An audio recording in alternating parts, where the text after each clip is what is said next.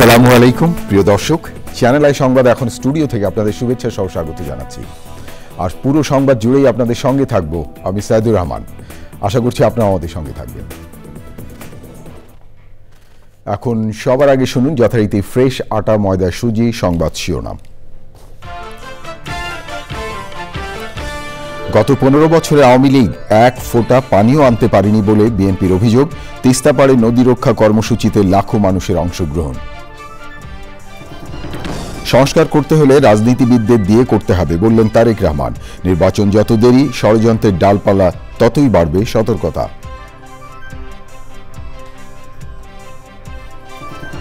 মবের নামে বিশৃঙ্খলা সৃষ্টিকারীদের বিরুদ্ধে স্বরাষ্ট্র উপদেষ্টার কঠোর হুঁশিয়ারি। অন্তর্বর্তী সরকারের 6 মাসে দুর্নীতি কমেছে মন্তব্য। রোজা ও ঈদে সুলভে চাল সহ নিত্যপণ্য নিশ্চিত করার ঘোষণা। মফস্বলে যথাযথভাবে কর আদায়ে ডিসিদের কঠোর হওয়ার নির্দেশ। এবং আইসিসি চ্যাম্পিয়ন্স ট্রফির প্রস্তুতি ম্যাচে বাংলাদেশের 203 রানের টার্গেটে ব্যাটিংয়ে পাকিস্তান শাহিন্স, সর্বোচ্চ 44 রান করলেন Miraj.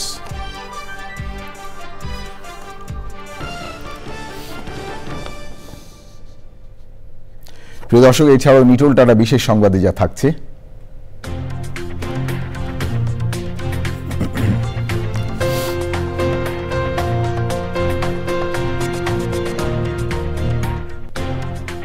Dhaka residential model school and কলেজে তারুণ্যের উৎসবের খবর।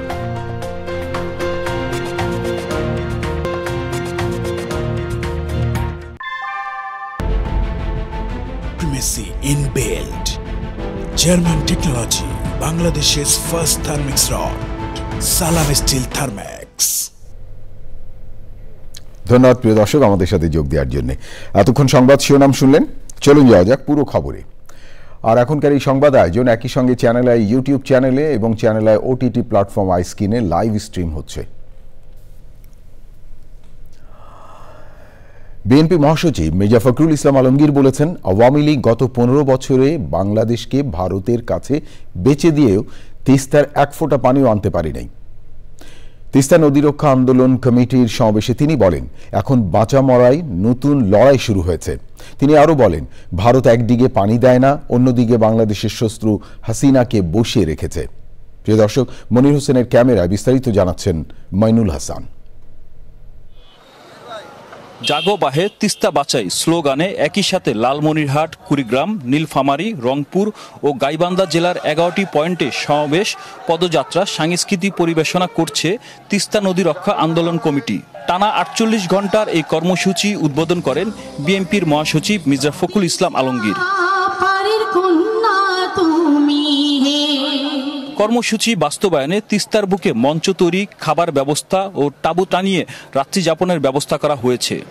তিস্তা ব্রিজ পয়েন্টে নদীর পানির ন্যায্য হিস্সা আদায় ও মেগা প্রকল্প বাস্তবায়নের দাবি তুলে ধরেন বিএনপির নেতারা।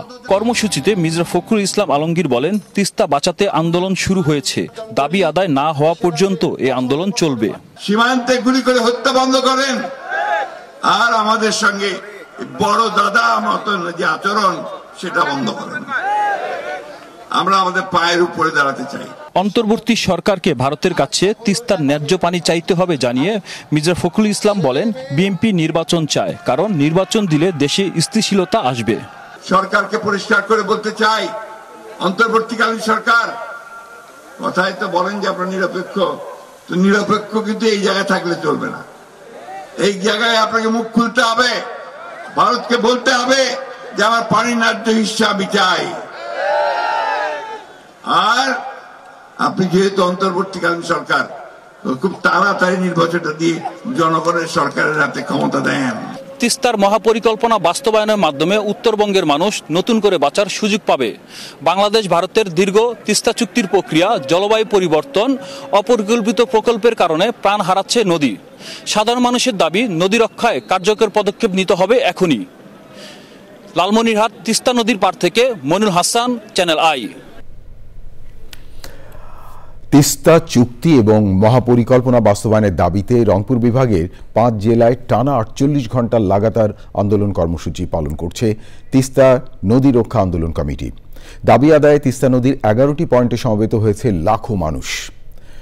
তিস্তা চুক্তি এবং মহাপরিকল্পনা বাস্তবায়ন না হওয়া পর্যন্ত আন্দোলন চালিয়ে যাওয়ার ঘোষণা দিয়েছেন তারা। এহসানুল হক সুমনের ভিডিও চিত্র নিয়ে দেখুন মেরিনা লাবরির রিপোর্টে। তিস্তার তপ্ত বালুচরে হাজারো মানুষের ঢল, দৃষ্টিসীমানায় সংগ্রামী মানুষের মুখ। বন্যা ভাঙনে সর্বশান্ত হওয়া এ জনস্রোতের কণ্ঠে একটি উচ্চারণ, জাগো বাহে তিস্তা বাঁচাই। রংপুর লালমনিরহাটের শতবর্ষী তিস্তা রেল সেতু এলাকায় অগণিত মানুষের উপস্থিতি প্রমাণ করে এটি তিস্তা পাড়ের মানুষের বাঁচা মরার আন্দোলন। আমাদের প্রাণের দাবি নিয়ে আমরা তিস্তা অবস্থান করতেছি। ইনশাআল্লাহ এবার আমাদের দাবি আমরা পূরণ না হওয়া পর্যন্ত আমরা এখান থেকে সরব না। তিস্তা নদী মরুভূমি হয়ে গেছে, আমাদের ন্যায্য অধিকার আমরা চাই। আমরা তিস্তা বাঁচার জন্য কামকাজ ফেলে 2 দিন ধরে এখানে অপেক্ষা করতেছি। এই আন্দোলনের মাধ্যমে ভারতকে তিস্তা চুক্তি করতে বাধ্য করা সহ তিস্তা পানির ন্যায্য হিস্সা আদায়ে অন্তর্বর্তীকালীন সরকারকে আন্তর্জাতিক আদালতে যাওয়ার আহ্বান বিশেষজ্ঞ ও আয়োজকদের। ভবদহের মতো আরেকটি প্রজেক্ট না হয়ে যায় যে ব্যবসায়ী শ্রেণীর লাভ হবে, রাজনীতিবিদদের লাভ হবে বা অর্থনৈতিক লাভ অন্যান্য মানুষের হবে, কিন্তু তিস্তা পাড়ের যে পেশাজীবী মানুষ, প্রায় 1 কোটি মানুষ যারা কৃষির উপর নির্ভর করে, তাদের জীবন যেন পরিবর্তন হয়, সে ধরনের প্রজেক্ট আসলে তিস্তায় নিতে হবে। দাবি যদি আদায় না হয় পর্যায়ক্রমে কর্মসূচি দিতে থাকবো, চালিয়ে যাব আন্দোলন। টানা 48 ঘন্টার আন্দোলন কর্মসূচিতে সমাবেশ, পদযাত্রা, পানিতে নেমে প্লাকার্ড প্রদর্শন, নাটক, ভাওয়াইয়া, পালাগান, জারি গান সহ সাংস্কৃতিক অনুষ্ঠানের মাধ্যমে তিস্তা পাড়ের দাবি উচ্চারিত হচ্ছে। তিস্তা নদী বেষ্টিত লালমনিরহাট, কুড়িগ্রাম, নীলফামারী, রংপুর, গাইবান্ধা উত্তরের 5 জেলার 11টি পয়েন্টে সর্বকালের সর্ববৃহৎ এই আন্দোলন কর্মসূচি পালিত হচ্ছে। অবিলম্বে তিস্তা চুক্তি মহাপরিকল্পনা বাস্তবায়ন না হলে লাগাতার কর্মসূচির ডাক দিয়েছে আন্দোলনকারীরা। লালমনিরহাটের তিস্তা রেল সেতু এলাকা থেকে মেরিনা লাভলি, চ্যানেল আই। প্রিয় দর্শক, এবারে অন্যান্য খবর। স্বরাষ্ট্র উপদেষ্টা বলেছেন, মবের নামেই যারাই বিশৃঙ্খলা সৃষ্টি করবে তাদের বিরুদ্ধে কঠোর ব্যবস্থা নেওয়া হবে।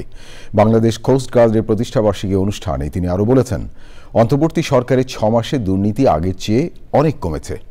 দেশ থেকে দুর্নীতি নির্মূল হলেই সব সমস্যার সমাধান হবে বলেও মন্তব্য করেন স্বরাষ্ট্র উপদেষ্টা। রিপোর্টে আরও জানাচ্ছেন শহীদুল্লাহ রাজু। রাজধানীর আগারগাঁওয়ে সদর দপ্তরে বাংলাদেশ কোস্ট গার্ডের 30তম প্রতিষ্ঠাবার্ষিকীর নানা আয়োজন।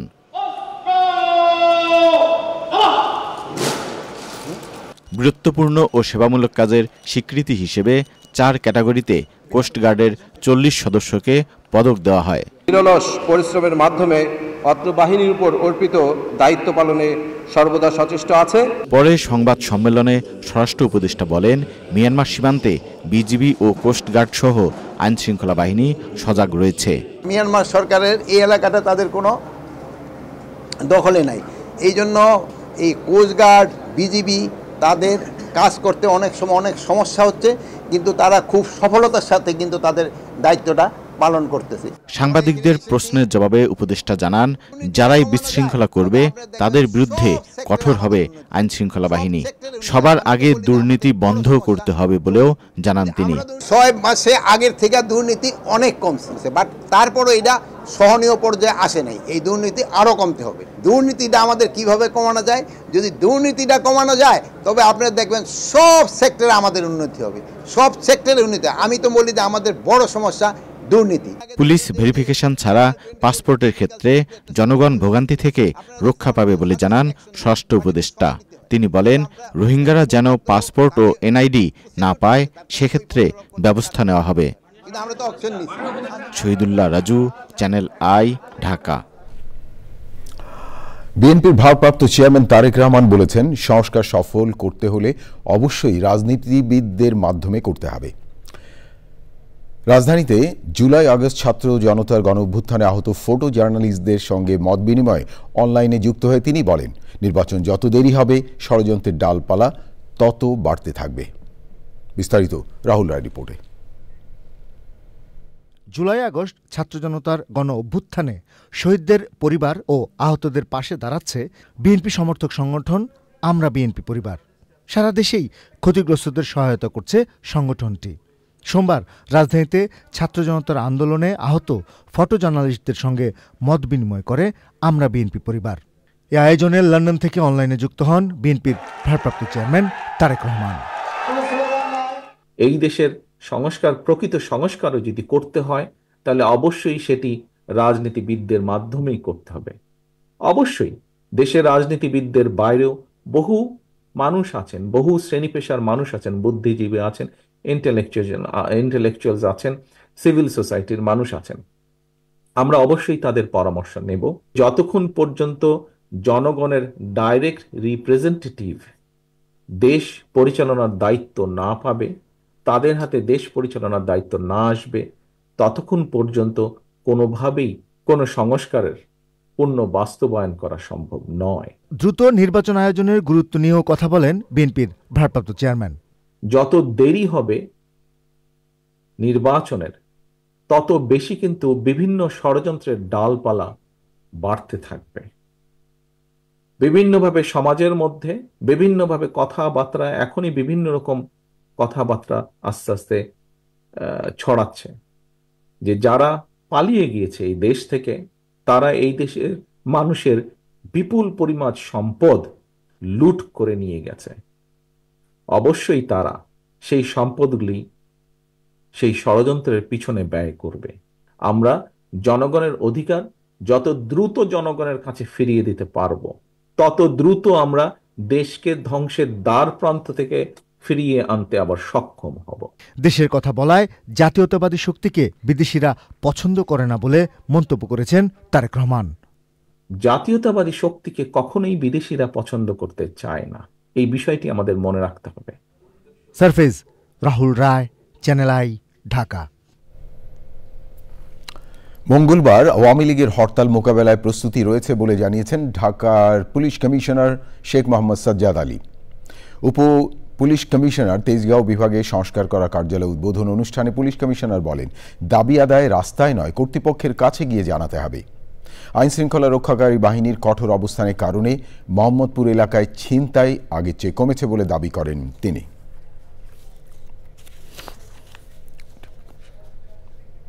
আপনারা ফেসবুকে দেখতেছেন অতীতেও এরকম প্রোগ্রাম দিছে, আপনাদের প্রস্তুতি আছে? হ্যাঁ, আমাদের পুরো শহরে নিরাপত্তা ব্যবস্থা আছে, প্রস্তুতি আছে, আমরা কাজ করতেছি। অতীতেও দিছে, তো গত 1-1.5 মাসে তো এরকম প্রোগ্রাম ফেসবুকে আরও দিছে, সেগুলো আমরা মোকাবেলাও করছি। তবে ল অ্যান্ড অর্ডার গুড। ওই বিচ্ছিন্ন কিছু ওই দাবি দাওয়া নিয়ে কিছু গোষ্ঠী রাস্তায় আসে, ট্রাফিকিংটা বন্ধ করে। শেখ মোহাম্মদ সাজ্জাদ আলী ডিএমপি কমিশনার কথা বলছিলেন। সেনাবাহিনী কর্মতৎপরতায় সারা দেশে মব জাস্টিস সহ সব ধরনের অপরাধ কার্যক্রম আগে চেয়ে কমে এসেছে বলে জানিয়েছেন সামরিক operations পরিদপ্তরের colonel staff Shafiqul Islam. Dhaka সেনানিবাসের officers ম্যাচে সেনা সদরে আয়োজিত প্রেস ব্রিফিংয়ে তিনি বলেন, দেশের সার্বিক পরিস্থিতি স্থিতিশীল রাখতে জনগণের পাশে থেকে সবসময় কাজ করে যাচ্ছে বাংলাদেশ সেনাবাহিনী। প্রিয় দর্শক, দেখুন সহকর্মী সাদি মাহমুদের রিপোর্টটি। একটি দেশের স্বাধীনতা সার্বভৌমত্ব রক্ষায় অগ্রণী ভূমিকা পালন করে সেনাবাহিনী। পাশাপাশি দেশের মানুষের জানমাল রক্ষায় সবসময় অবিচল এই বাহিনীর সদস্যরা। এরই ধারাবাহিকতায় গত প্রায় 7 মাস ধরে মাঠে থেকে আইন শৃঙ্খলা রক্ষায় ভূমিকা পালন করছে বাংলাদেশ আর্মি। দেশের আইন শৃঙ্খলা রক্ষায় দেশব্যাপী সেনাবাহিনীর কার্যক্রম তুলে ধরে সংবাদ সম্মেলনে বলা হয়, মব জাস্টিস, চাঁদাবাজি, ছিনতাই সহ সব ধরনের অপরাধ কার্যক্রম আগের চেয়ে কমে এসেছে। শুধু মব জাস্টিস না, মনে করেন যে কোনো ধরনের চাঁদাবাজি, চুরি বা রাহাজানি, হত্যা, এগুলো আগের থেকে অনেক কমে এসছে। আমরা আমাদের কর্মতৎপরতা আমরা জারি রেখেছি এবং আমরা এর জন্য বেশ কিছু হটস্পট আমরা চিহ্নিত করেছি এবং এই হটস্পটগুলো আমরা সার্বক্ষণিক 24/7 নজরদারির আয়ত্তে নিয়ে এসেছি। দেশের মানুষের স্বার্থে তাদের পাশে থেকে সবসময় কাজ করে যাচ্ছে বাংলাদেশ সেনাবাহিনী বলেও উল্লেখ করা হয়। কোনো অন্যায়কেই সেনাবাহিনী কখনো প্রশ্রয় দেয় না। আমরা সবসময় জনগণের সাথে ছিলাম, আছি এবং থাকব। এবং জনগণের যে আস্থার যে জায়গায়, এই আস্থার জায়গায় আপনারা সবসময় বাংলাদেশ সেনাবাহিনীকে আপনাদের পাশে পাবেন। আইন প্রয়োগের ক্ষেত্রে আমরা যতটুকু সরকার আমাদেরকে যেভাবে নির্দেশ দিয়েছে, আমরা সরকারের নির্দেশ মোতাবেক কাজ করে যাচ্ছি। সেনা সদস্যের বিরুদ্ধে ডাকাতির অভিযোগের তদন্ত চলমান আছে জানিয়ে কর্নেল স্টাফ শফিকুল ইসলাম বলেন, তাদের বিচারের মুখোমুখি করা হচ্ছে। সাদি মাহমুদ, চ্যানেল আই, ঢাকা। বৈষম্য বিরোধী ছাত্র আন্দোলন প্ল্যাটফর্ম থেকে বেরিয়ে নতুন ছাত্র সংগঠন করতে যাচ্ছেন ছাত্ররা। ঢাকা বিশ্ববিদ্যালয়ের মধুর ক্যান্টিনে জুলাই অভ্যুত্থানের শক্তি থেকে নতুন রাজনৈতিক ছাত্র সংগঠনের গঠনের প্রক্রিয়া নিয়ে আয়োজিত এক সংবাদ সম্মেলনে এ তথ্য জানানো হয়। দলটি বৈষম্য বিরোধী ছাত্র আন্দোলনের বাইরে এসে নিজেদের কর্মসূচি অনুযায়ী সংগঠন পরিচালনা করবে, কোনো লেজুর ভিত্তিক রাজনীতি চর্চা করবে না। তবে সংগঠনের নেতৃত্বে কারা আসবে এবং কবে নাগাদ আত্মপ্রকাশ করবে তা জানানো হয়নি।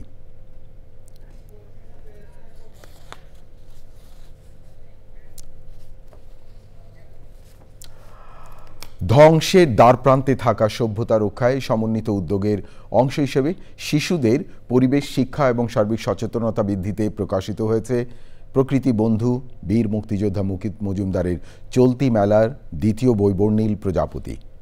প্রকৃতি কথা সিরিজের এমন প্রকাশনা পরিবেশ প্রতিবেশ সংরক্ষণ অভিযাত্রায় নতুন গতি যোগ করবে বলে মত বিশিষ্টজনদের। দেখুন আলিম আল রাজির রিপোর্টে। মার্চ ফেব্রুয়ারিতে জমে ওঠা অমর ২১শে গ্রন্থমেলায় প্রতিদিনই আসছে নতুন বই। গল্প, উপন্যাস, প্রবন্ধ কিংবা ইতিহাসের পাশাপাশি সমান্তালে প্রকাশিত হচ্ছে শিশুতোষ বই।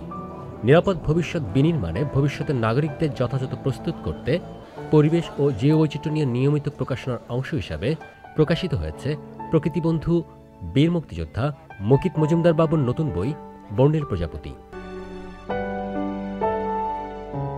শিশুদের কৌতূহল, পর্যবেক্ষণ ও ভালোবাসা কাজে লাগিয়ে প্রকৃতির সৌন্দর্যকে আরও গভীরভাবে অনুভব করতে এমন গ্রন্থের উচ্ছ্বাসী প্রশংসা ও সাধুবাদ জানিয়েছেন সুধীজনরা। সবাই মিলে আমরা খুব সুন্দরভাবে কাজটা এগিয়ে নিয়ে যেতে পারছি, আর এটা হয়েছে শুধু আমাদের স্যারের ডিরেকশনে।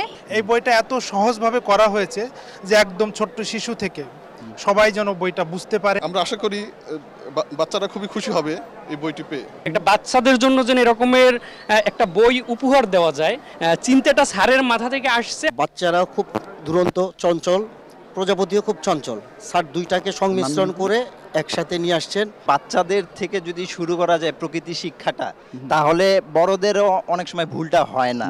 এই মজার ছলেই ছোট থেকে যে শিক্ষাটা সে পাবে সেটা তার সারা জীবনে খুব বেশি কাজে লাগবে। এই বইটি হচ্ছে সেকেন্ড এডিশন প্রকৃতি কথার প্রজাপতি নিয়ে, এবং এর পরেরটি আসবে ডলফিন নিয়ে। এইবারের বইটা একটু ডিফারেন্ট, এটা একটা সিরিজ আকারে যাচ্ছে।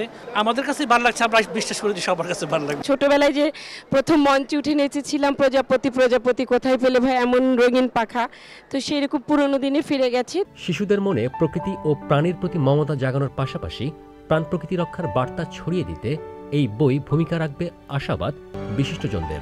এটা এক ধরনের শৈল্পিক প্রতিবাদ, নান্দনিক প্রতিবাদ। এটা মানে ছবির মাধ্যমে একটা নতুনভাবে জনগণকে, শিশু কিশোরদেরকে উদ্বুদ্ধ করা যে দেখো তোমারই হাতের কাছে যে প্রজাপতি, সে কত সুন্দর, কত রঙিন, সে কিভাবে আমাদের উদ্ভিদকে রক্ষা করে। প্রজাপতিকে শুধু রক্ষা করবার জন্য না, আমাদের সমস্ত পশু পাখি এবং অন্যদের আমাদের রক্ষা করাটা খুবই জরুরি। অন্যান্যদের দিয়ে যে অ্যাওয়ারনেসটা তৈরি করা, এটা খুবই জরুরি। এই বইটা খুবই জরুরি বই। তার কারণ হচ্ছে আমরা যখন দেখছি যে প্রকৃতি আমাদের কাছ থেকে সরে যাচ্ছে, তখন এই লেখক প্রকৃতিকে আমাদের কাছে নিয়ে আসছে, শিশুদের কাছে নিয়ে আসছে। শিশুদের জীবন কিন্তু বর্ণিল আরও হয়, রঙিন হয় যখন আমরা প্রকৃতিকে ভালোবাসতে পারি। প্রজাপতিকে প্রকৃতির গুরুত্বপূর্ণ অংশ আখ্যায়িত করে বন ও জলাভূমি ধ্বংস রোধ এবং বাস্তুতন্ত্র পুনরুদ্ধারে সমন্বিত উদ্যোগে আবশ্যকতা তুলে ধরেন প্রকৃতিবন্ধু বীর মুক্তিযোদ্ধা মুকিত মজুমদার বাবু। প্রজাপতি আমাদের চোখের আড়ালে কি ধরনের আমাদের এই পরিবেশ প্রকৃতিকে নানাভাবে ভালো রাখছে, এবং বাচ্চাদের সেই জিনিসটাই এখানে এই বইয়ের অ্যানিমেটেড স্টোরি বুক দিয়ে বলা হয়েছে। নানা ধরনের যে উদ্ভিদ, এই উদ্ভিদগুলো যে কিভাবে সম্প্রসারিত হচ্ছে এই প্রজাপতির মাধ্যমে, সেটাই এখানে তুলে ধরা হয়েছে। এটা আমরা যদি বাচ্চাদের একেবারে ছোট থেকে শেখাতে পারি যে প্রত্যেকটা প্রাণীরই কিন্তু বিশাল কন্ট্রিবিউশন আছে আমাদের প্রকৃতি পরিবেশের জন্য, সেই বোঝানোর ব্যাপারটা কিন্তু শুরু করতে হবে একেবারে ছোটবেলা। বাচ্চাদের ব্যাপারে একটু সজাগ হওয়া দরকার। বাচ্চারা কিন্তু পারে আমাদের এই পরিবেশ প্রকৃতিকে ভালো রাখার জন্য অনেক বেশি আমাদের উদ্বুদ্ধ করতে। বাবাদের, মাদের কিন্তু ওরাই বাধ্য করবে আমাদের এই পরিবেশ প্রকৃতিকে ভালো রাখার জন্য, যদি আমরা বাচ্চাদের সচেতন করতে পারি।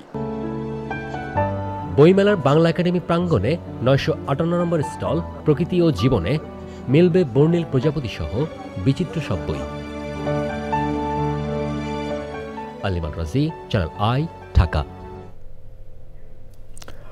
জেলা প্রশাসক সম্মেলনে উপদেষ্টারা বলেছেন আসন্ন নির্বাচন ভালো হবে। সম্মেলনে জেলা প্রশাসকদেরকে বিভিন্ন দিক নির্দেশনা দেন তারা।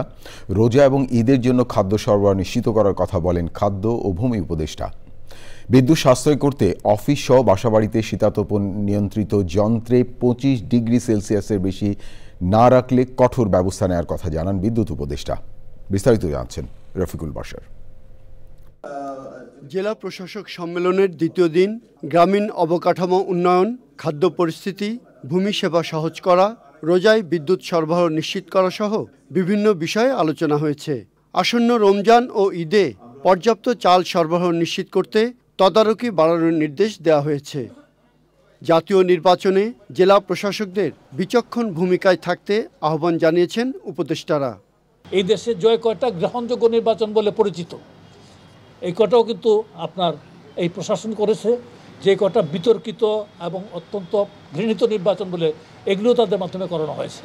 সুতরাং তাদেরকে যেভাবে আপনারা ইউজ করতে চান সেভাবে ইউজ হবে আমি আশা করব। আমি নিজে তত্ত্বাবধায়ক সরকার, অন্তর্বর্তীকালীন সরকারের একটা অংশ, সেই হিসেবে আমি মনে করি তাদেরকে ভালো কাজে আমরা ব্যবহার করব। ইলেকশনটা করানো কিন্তু is a administrative problem, is a huge administrative problem. আপনারা মনে রাখেন যে যুদ্ধ বিগ্রহ ছাড়া this is the largest mobilisation in one country, যেখানে একদিনে ইলেকশন। আশা করি ভালো হবে, এই কারণে যে উই আর নট ইন্টারেস্টেড। বিদ্যুৎ জ্বালানি উপদেষ্টা বলেন, শীতাতপ নিয়ন্ত্রণ যন্ত্র 25 ডিগ্রির নিচে রাখলে সংযোগ বিচ্ছিন্ন করা হবে।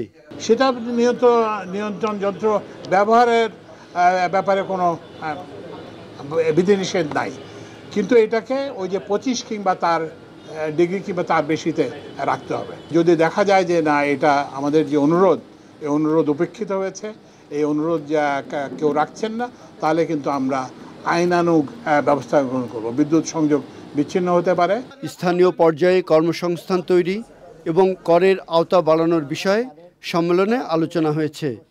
আমরা যদি আপনার এই যে ক্রেডিট কার্ড বা মোবাইল ইসের মাধ্যমে করি, এটা কিন্তু সবচেয়ে বড় জিনিস, কারণ যতই আপনার ইসে করবেন, ডিজিটাইজ করবেন, ততই কিন্তু সবচেয়ে বেশি হয়। কারণ একটা এক্সাম্পল, ডাক্তাররা আমার কাছে ফি নেয়, ক্যাশ নেয়, তাই এটা কোনো রিসিটও তো আপনার নেন না। স্থানীয় পর্যায়ে চিকিৎসক, আইনজীবী ও ব্যবসায়ীদের আয়ের উপর যথাযথ কর আদায়ে উদ্যোগ নিতে জেলা প্রশাসকদের নির্দেশ দেওয়া হয়েছে। Rafiqul Bashar, channel I, Dhaka. প্রিয় দর্শক, এবারে আইসিসি চ্যাম্পিয়ন্স ট্রফির খবর। আইসিসি চ্যাম্পিয়ন্স ট্রফির আগে টাইগারদের একমাত্র প্রস্তুতি ম্যাচে বাংলাদেশে দেয়া 203 রানের টার্গেটে ব্যাট করছে পাকিস্তান শাইন্স। দুবাই টসে জিতে ব্যাটিংয়ে নেমে পুরো 50 ওভার খেলতে পারেনি টাইগাররা। হোসদের নিয়ন্ত্রিত বোলিংয়ে 70 বল হাতে রেখে 202 রানে গুটিয়ে যায় নাজমুল শান্তর দল। ওপেনিংয়ে তানজিদ তামিম 6 রানে ফিরলেও সৌম্য করেন 35 রান। দলের হয়ে সর্বোচ্চ 44 রানের ইনিংস খেলেও বাংলাদেশকে বড় সংগ্রহ এনে দিতে পারেনি সহ অধিনায়ক মেহেদী মিরাজ। তবে লোয়ার অর্ডারে পেসার তানজিম সাকিবের 30 রানে ভর করে 200 পেরোনো স্কোর পায় বাংলাদেশ। 43 রানে বিনিময়ে 4 উইকেট নিয়েছে পাকিস্তান সায়েন্সের ওমর মীর। সব মিলিয়ে 50 ওভারে ব্যাটিংয়ে নেমে ব্যাটিংটাই ভালো মতো করতে পারল না টিম টাইগার্স।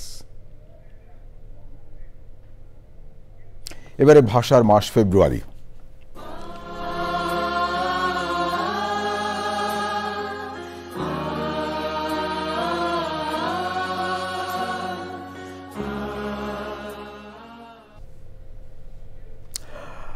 অমর একুশে বইমেলার 17তম দিন আজ। প্রিয় দর্শক, সেখানে আছেন সহকর্মী ইফতেখার উদ্দিন। সরাসরি যাচ্ছি তার কাছে। ইফতি, নিউজ স্টুডিও থেকে আমি সাইদুর রহমান বলছি, নিশ্চয়ই আপনি আমাকে শুনতে পাচ্ছেন। আজ তো বইমেলার 17তম দিন, সর্বশেষ পরিস্থিতি কি যদি আমাদেরকে একটু জানান বিস্তারিত। সাইদুর, আপনি নিশ্চয়ই জানেন যে অমর একুশে বইমেলার এখন 17 দিন চলছে এবং এই বইমেলা বেশ জমজমাটি বলা চলে। এবারের বইমেলার যে স্লোগান যে জুলাই গণ অভ্যুত্থান নতুন বাংলাদেশ বিনির্মাণ, তো তারই ধারাবাহিকতায় আসলে বইমেলায় ওইভাবেই সকল ধরনের বইপত্র আসছে, নতুন বই উন্মোচন হচ্ছে, নতুন নতুন লেখকরা আসছেন, পাঠকদের সমাগম হচ্ছে, প্রকাশকরা রয়েছেন।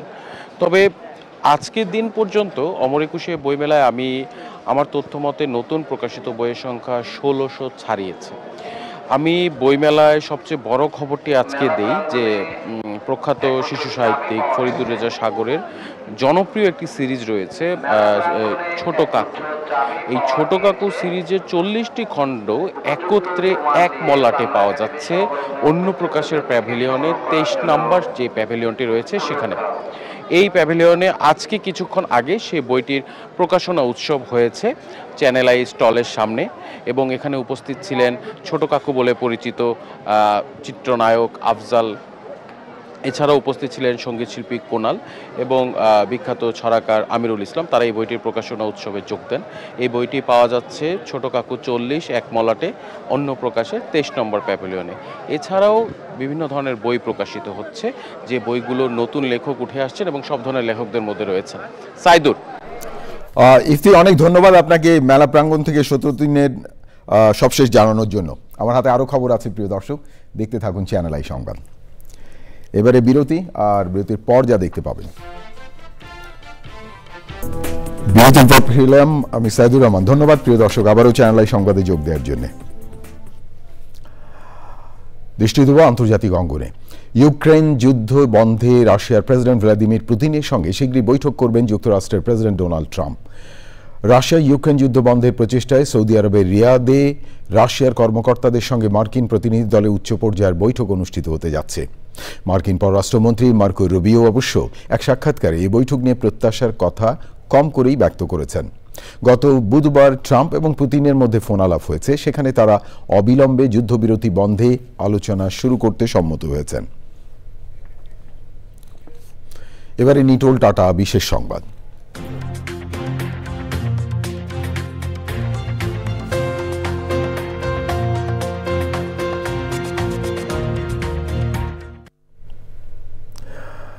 Dhaka residential model school and কলেজে তারুণ্যের উৎসব 2025 উদযাপন হয়েছে। সকালে কলেজ প্রাঙ্গণে উৎসব উদ্বোধন করেন যুব ও ক্রীড়া উপদেষ্টা আসিফ মাহমুদ সজীব ভূঁইয়া। উদ্বোধনের আগে শিক্ষা প্রতিষ্ঠানটির বিভিন্ন ব্যাচের শিক্ষার্থীরা মনোমুগ্ধকর প্যারেড প্রদর্শন করেন। এরপর বিভিন্ন ক্যাটাগরির দৌড়, স্প্রিন্ট, ব্যাডমিন্টন, ক্রিকেট এবং ফুটবল ম্যাচ উদ্বোধন করেন ক্রীড়া উপদেষ্টা। শিক্ষার্থীদের উদ্যোগে বিভিন্ন পণ্য দিয়ে সাজানো স্টল পরিদর্শন করেন তিনি। নতুন বাংলাদেশ বিনির্মাণের লক্ষ্যে তরুণদের সম্পৃক্ত করে সারা দেশে যুব ও ক্রীড়া মন্ত্রণালয়ের উদ্যোগে আয়োজন করা হচ্ছে এই তারুণ্যের উৎসব। প্রিয় দর্শক, এখন দেখবেন পূবালী ব্যাংক বাণিজ্য সংবাদ।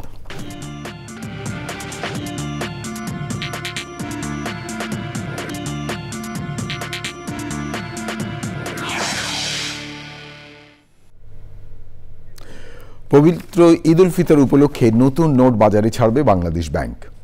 আগামী 19শে মার্চ থেকে নতুন নোট সংগ্রহ করতে পারবেন গ্রাহকরা। 25শে মার্চ পর্যন্ত সাপ্তাহিক এবং সরকারি ছুটির দিন ছাড়া নতুন নোট বিনিময় করতে পারবেন সাধারণ মানুষ। কেন্দ্রীয় ব্যাংকের পক্ষ থেকে জানানো হয়েছে, ঢাকা শহরের বিভিন্ন বাণিজ্যিক ব্যাংকের 80টি শাখা থেকে এ সময় 5, 20 এবং 50 টাকা মূল্যমানের নতুন নোট প্রতিটি একটি প্যাকেট করে বিশেষ ব্যবস্থায় বিনিময় করা হবে। একজন গ্রাহক একাধিকবার নতুন নোট গ্রহণ করতে পারবেন না। প্রিয় দর্শক, থাকুন চ্যানেলের সঙ্গে, ফিরছি একটু পরে আরও খবর নিয়ে। আবারও বিরতি, আর বিরতির পর যা দেখতে পাবেন খবরগুলো নিয়ে আবারও ফিরে এলাম চ্যানেল সংবাদে। আপনাদেরকে আরেকবার স্বাগত জানাচ্ছি। এবারে খেলার খবর, সকল আয়োজন।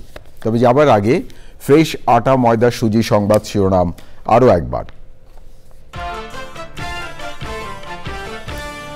গত 15 বছরে আওয়ামী লীগ এক ফোঁটা পানিও আনতে পারেনি বলে বিএনপির অভিযোগ। তিস্তা পাড়ে নদী রক্ষা কর্মসূচিতে লাখো মানুষের অংশগ্রহণ।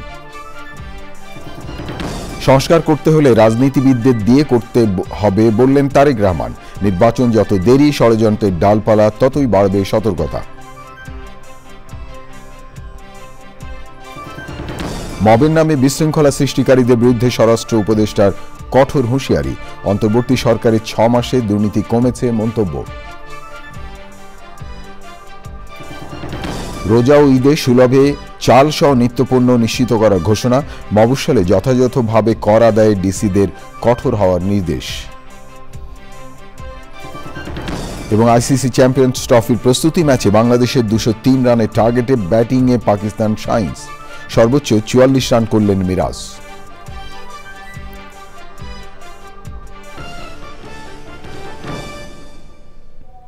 প্রিয় দর্শক, এতক্ষণ চ্যানেল আই সংবাদ দেখার জন্য অসংখ্য ধন্যবাদ।